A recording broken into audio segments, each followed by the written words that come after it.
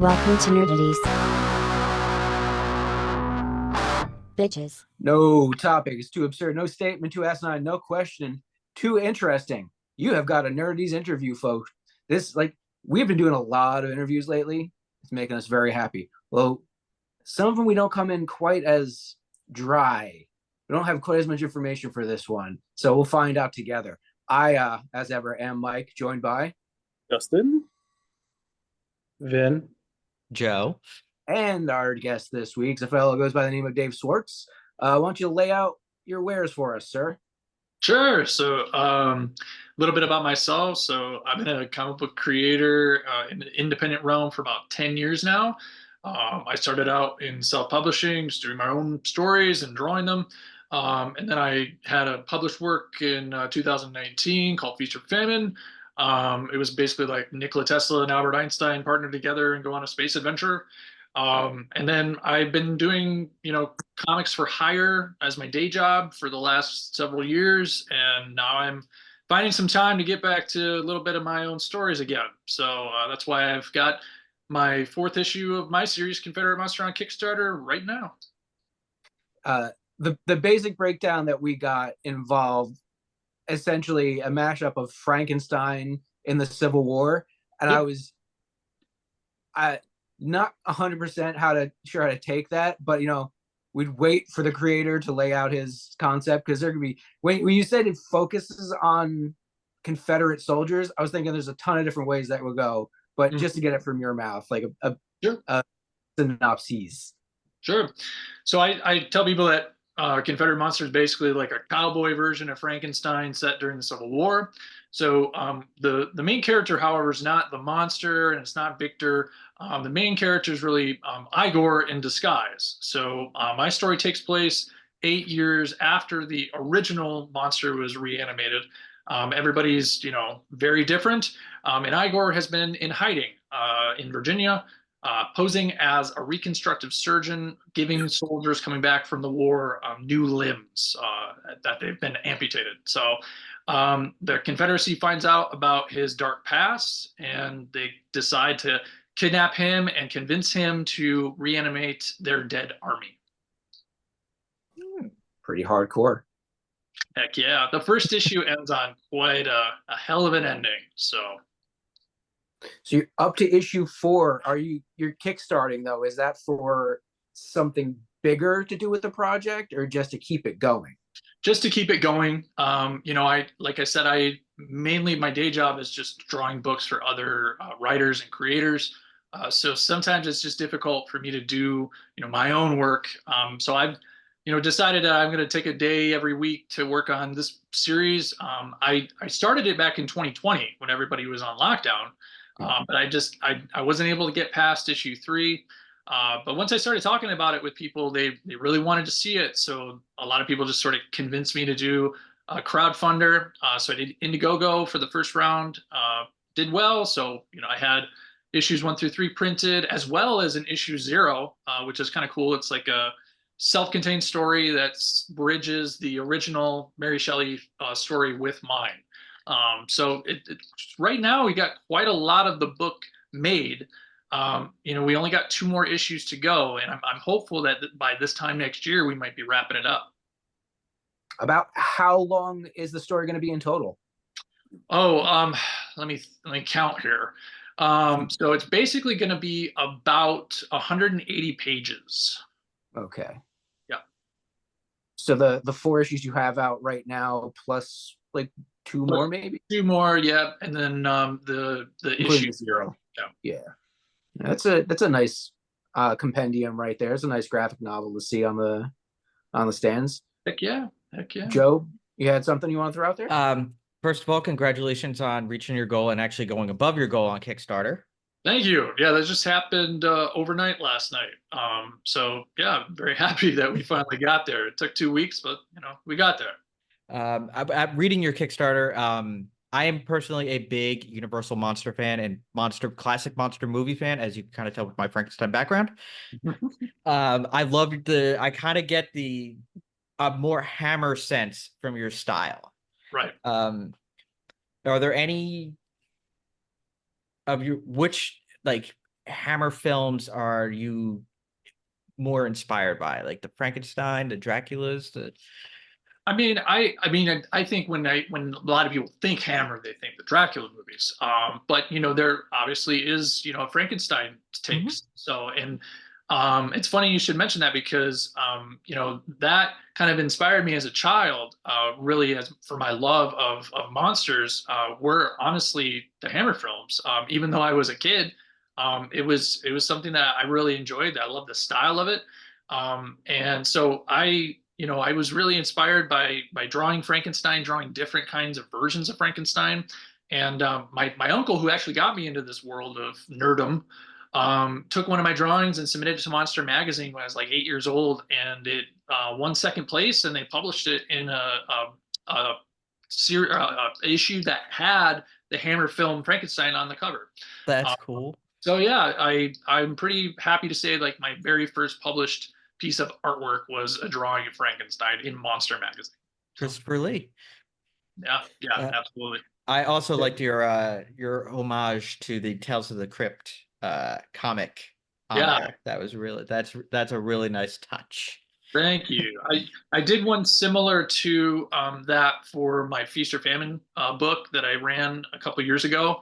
And everybody just really, really positively loved that one. So I just thought, hey, the prequel issue, I wasn't really sure at the time what I was going to do for the cover.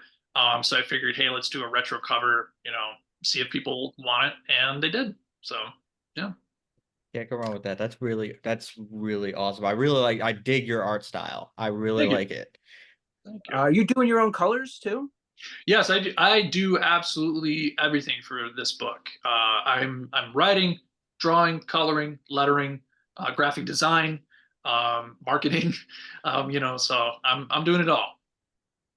Now for digital coloring lately, I'm one of the writers on our comic too, and I've been trying to color the book in Procreate. I don't know if you've ever had any hands-on with that on the iPad. Wondering what program you were using. Yeah, so for the longest time now, I've been using Photoshop. Okay. It really, to me, has a lot of versatile tools and really can do a lot. I'm exploring right now, just sort of using Clip Studio. I actually use Clip Studio to do all of my drawing because it is a program that has a lot of very good drawing tools within it. Perspective tools are really helpful to get me to be able to draw very accurately, very quickly. And that's actually really, I think, something that's part of my process that if I didn't have, I don't know if I'd be able to even do this book because I can, because of the digital space, be able to move quickly and get pages done fast. So. Yeah, that's one of the things I've found working in Procreate. It's definitely not as advanced as something like Photoshop, but having a little bit of hands-on time in Photoshop, it's incredibly intimidating when you first step in. Yep. Is that one of the reasons you've backed off of it into a much more artist-friendly, like a physical artist-friendly program? I think for me, this is like a bit of a twofold thing. I'm not entirely in love with the injection of AI into a lot of Adobe products. Right. So I'm not entirely in love with that. And I'm not entirely in love with the whole idea of continuing the subscription, especially when I can do a lot of the same functionality in Clip Studio and I don't have to pay a subscription. So, I think a lot of it is just personal preference as well as, budget. But yeah, I think Procreate, I'm also a teacher. I'm actually teaching a summer class right now. And a lot of the students come in with iPads and Procreate, and they're very used to that. And because they're, still learning and they need to kind of broaden their horizon a little bit, I make them work with Photoshop and I teach them some of the basic tools, even if they're, like you said, kind of intimidating. Because when they do get into college eventually, if they decide, they're going to be using those programs. So I learned young. I had an opportunity to have a version of Photoshop when I was like 17. So I've really kind of grown up with the program. So I would say that I'm pretty comfortable with it.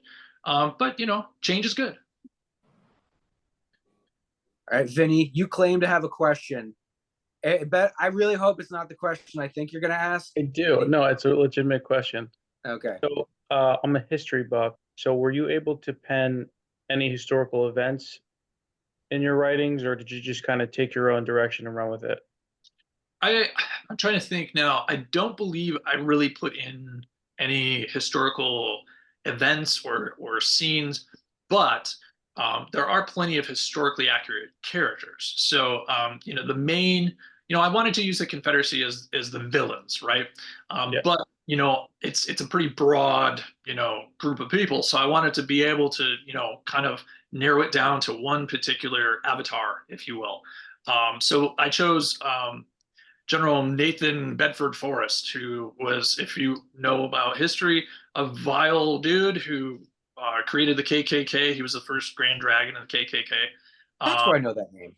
Yeah, he's pretty horrible. Actually, if you watch the latest episode of The Boys in the mansion that they're in for that gathering, there is a portrait of him in the background. So yeah, I wanted to, again, add some historically accurate people within the book in order to act as a grounding tool for the story and the scenes. But, I do take liberties with some of the characterizations. I obviously make them far more monstrous than they may have actually been. But, it is a horror story after all. So, I had to push the envelope a bit. But yeah, in that way, there are some, historically accurate aspects. That's cool. Alternate timeline, alternate. Absolutely. Hell yeah. Okay. Vinny, because you gave an excellent question, I will be perfectly fine if you ask your dumb shit question. You always want to ask. That you ask every guest. Okay. First of all, it's not dumb shit. It's such a dumb shit. Vote. We got to vote. Is it a dumb shit question? Come on, Joe. There you go. Yeah. You know what Okay. though? Joe's vote doesn't count though. It never counts because it's always against me. So I have a question. Oh, yeah, shoot. Now, if something is first on a list of 100, would that be considered the number one? In a vague sense. Don't think too much into it. Wording. The specific wording he's I'm using. not leading. To try and I was gonna say, my initial thought is no. Ooh, All right. Thank you. I'm That's a gonna thinking leave man. now. that's the thinking. Thank you. I noticed you don't lead with the actual movie anymore. No, you you put this kind of metaphorical analogy thing together and Well- hope the guest will just be like, yeah, man, you're right. And so far, it hasn't worked. Because Dances with Wolves is not the greatest movie of all time. No, it is. Okay, so it's number one on the list. Therefore, it's the number one movie. It was only the first movie It was picked in the- the 100. Yeah. It's not ranked number one. It's ranked number one because it's one on the list. No, that's not how that works. I mean, To let I you know, mean- we have this argument in front of every guest. I don't want you to feel special, but like, you want to feel special in your own way. But this version of this argument happens every time, and it's become. I want to see how many different ways we could do it. Yeah. My wife on our first date asked me, what's your favorite color? Yes or no? Or what was it? She's telling me. What's your favorite color on a scale of 1 to 10? Yes or no? That was the question she asked me on our first date. I like the cut of her jib. Yeah. I think I'm gonna wake up in the middle of the night trying to answer that question. I pondered it. Yeah, for maybe. 5. Yeah, right. Yeah, 7. So, how do you feel about Dances with Wolves? One of the best movies of all time, or It's All a right. movie. all It's right? a I'm movie. I'm gonna end the call. It's definitely a movie. That's a response we get often. It's definitely a film. Yes, it is a film. They put it In on. some ways, it's like 3 films. Yeah, arguably. Definitely a movie. A lot of movie. A At lot least of this movies. one. At least this one isn't all set on the water, though. So Yeah. it's a little less seasick. Yeah, that's the first thing that came to my mind too. I was like, interesting. At least it's not water. Or the Postman. Oh. Waterworld on horses. Yeah. David, you've mentioned your love of the Hammer films and monsters and the boys. What else is in your nerdosphere? So I would say I'm much more of, I'm a huge story buff. I gravitate a lot towards like television shows, movies. I'm not a huge video gamer. Never really kind of have been. I mean, I have played video games, but I don't know. It's just not something that I gravitate towards. But I really love the genres of sci-fi, horror, adventure, obviously. But if it has a really, really, really good story with really great, compelling characters, I mean, I'm all for it. So I'm across the board, all genres. I enjoy it all really. But if I'm got a day off and it's all by myself and I can just do whatever I want, oh man, I'm probably watching old childhood stuff like the Batman animated series or something like that. It just like is always good. It's a go-to for me. So I have a 3-year-old, and we spend certain mornings during the week when my wife is cleaning or doing something. Tubi is awesome. Oh yeah. They have everything. So like I got them into Garfield and Friends and a pup named Scooby Doo. This morning, Tales from the Crypt Keeper just kicked on because it did that whole thing where like if you let it sit too long on the screen, it plays. He sat and watched an entire episode. Oh Not my. shocking. Wow. Yeah, he's a little weirdo. He is in love with Halloween and spooky stuff at the age of 3, so it's kind of creepy. But I was like, oh, you like this, huh? So we watched like 2 episodes today, and he's like, oh, it's spooky, and I was like, it is spooky, isn't Your son might be a psycho. it? He might be, but look at his father. Yeah. I think the scariest part is if you put an episode of the regular show on, he'd probably Might. You give pointers how to do it better. So talking OG stuff then, what's like top 3 go-to old cartoons then? Oh man. I love the Super Friends. It's just so kind of cheesy and ridiculous. Yeah. That's I don't know. It was one of the things that I was introduced as a very young age to from my uncle. Trying to think now to Teenage Mutant Ninja Turtles, the original. I mean, man, I watched that like crazy when I was a kid. That and playing the video game. Oh man, that was fun for that. Now third. It's a good question. I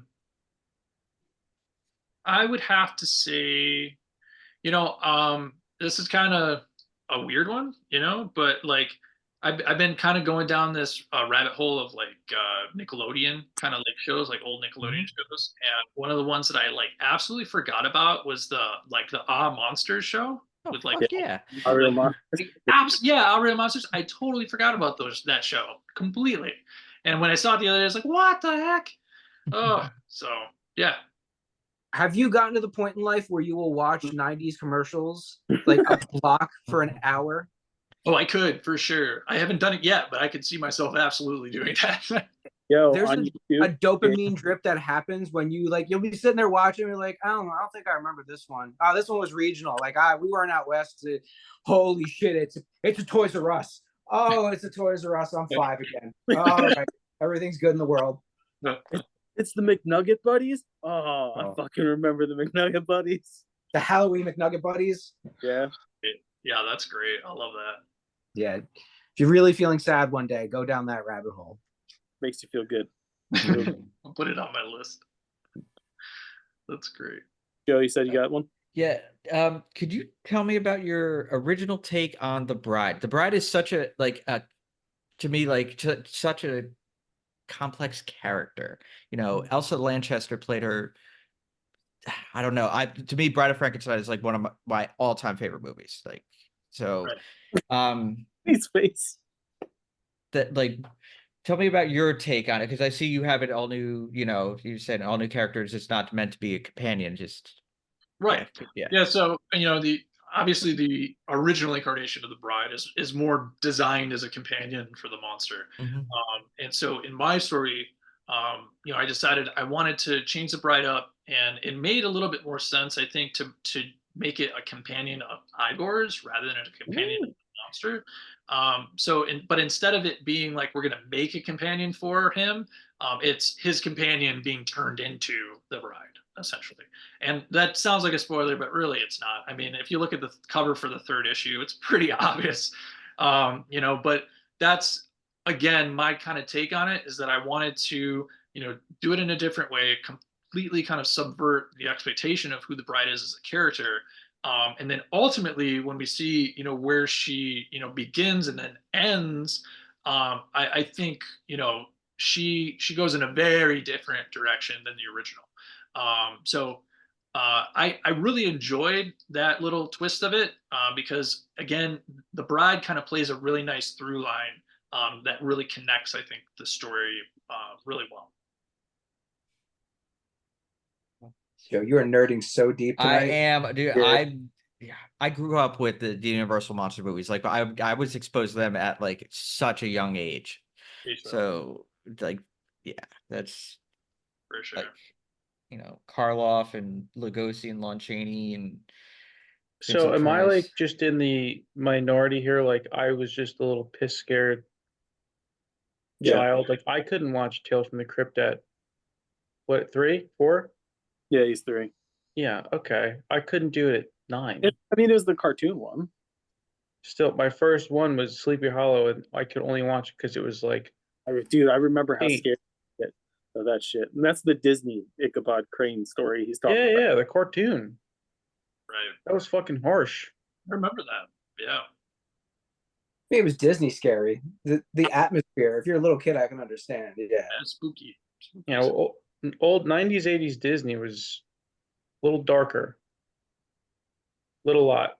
Black Cauldron. Early, or like Yeah. like when they did the Black Cauldron and Cauldron. realized, oh no, we just made a real horror movie for kids. We gotta lighten this up a little bit, but they didn't like crank it the other way completely. Just kind of went tick tick tick tick Yeah. tick. All right, now we have a Little Mermaid. Bambi's mom. Boom. All right, here's the story. Hmm. Dark. That's a Disney thing though. Someone's got to die at the beginning. Yeah, You they have gotta die. there has to And be a I- second. Mhm. It's funny because that's how I operate with shows now. They don't kill enough people. I always say this, you guys always say nay, but if more people died, the shows would be better. Did you watch The Boys? I was gonna say. Oh, well, The Boys is different. There's always outliers, but majority is standing. They don't kill enough people. What are you thinking, like Gossip Girl or something? Like what kind of shows? Because I Yeah, figured if Gossip Girl would, Yeah. if you had made a list and Gossip Girl killed more people, Gossip Girl would go up like 10, 20 tiers. I Gossip shit you not. Dawson's Creek, if Dawson just ended up face down in the creek, who knows? be over. Oh, Mike, we lost your audio for a second. I don't think I said anything worthwhile anyway. Oh, there you are. Okay. So you like the classic stuff, but how about more modern monster thing? Is there any let's slashers? What's your taste on slashers? That's a good question. I did an interview last week with a show that was more that sort of modern slasher kind of horror. Honestly, I don't have a ton of experience with the slashers. I'm much more of like a supernatural, spooky, kind of fan rather than the blood and guts and gore and that kind of stuff. But I will say that I understand a good story. So if the story demands it, then throats must be slit. But anyway, I would say, my answer for this before was, and I still stand by it, the original Scream, I think really kind of stands out in my mind if I remember back to that time when I saw it and the sort of cultural, discussion around it. I felt like that was a pretty big kind of turning point because, up until that point, I feel like, the slasher film was sort of on a decline, and then Scream came out and sort of changed the game a little bit. And then after that, you had, I Know What You Did Last Summer, and a lot of that, kind of genre flourished quite a bit after that. So yeah, I would kind of gravitate more towards that for me, at the very least. Yeah, based on what you said, I could see that because unfortunately, I came up originally I watched slasher movies way too young, so I was kind of inured to them very quickly. and Right. started to notice how repetitive they are. And it wasn't until something like Scream came around where there was actual nuance, there was story behind the slasher concept. So yeah, I can see why that would kind of dovetail in for you. Sure. Like Cabin in the Woods. I'm trying to think if I ever actually finished that movie. I dated a girl once who was super into horror, and we got into all kinds of movies, and I don't know. I honestly didn't finish some of them, but I'm pretty sure I remember. That's the one where it's like an experiment, right? Yeah. Right. That again, like that premise, that idea is very interesting to me, and I feel like that could be, fodder for all kinds of different stories for sure. So honestly, I feel like, is like I said before, as long as it has like a really interesting twist, it kind of subverts your expectation. I'm all for it. So yeah, I mean, as far as story goes, I don't think I've seen a horror movie in years that's got a better take on the very concept of horror. Right.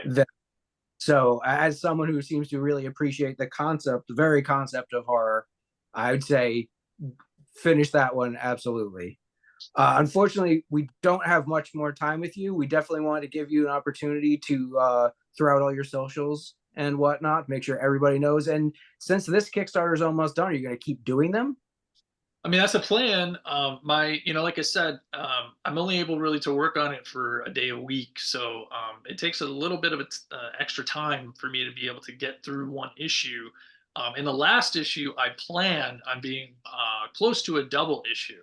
I really want to make the ending robust and feel like, you get a good payoff for having, invested your time in the story. So like I said, I'm hopeful that I can get through maybe another issue by the end of the year. And then by this time next year, hopefully got the whole thing done and wrapped up, and we can do like a nice trade collection edition. Hope it gets there for you. And if we can help in any way, we're here. We'd love to talk again. Is it DaveSwartz.com, DaveSwartzArtist.com? I was just on it before. DaveSwartzArt.com, and my social handle for all of my social pages, Instagram, Facebook, X, or Twitter, whatever it is now. It's all Dave Swartz Art. So pretty easy to find. All right.